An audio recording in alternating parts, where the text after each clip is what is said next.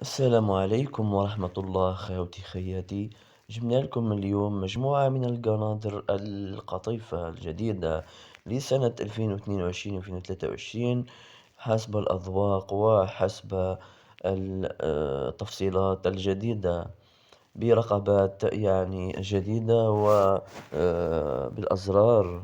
وهذه الموديلات ما هيش تاع العام اللي فات وما هيش معاودة.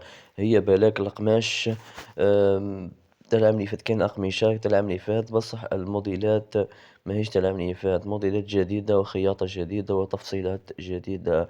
آه، المهم يا خاوتي إن شاء الله تعجبكم وتنال إعجابكم، وركزوا مليح وخيطوا وتفصلوا كيما في الصور.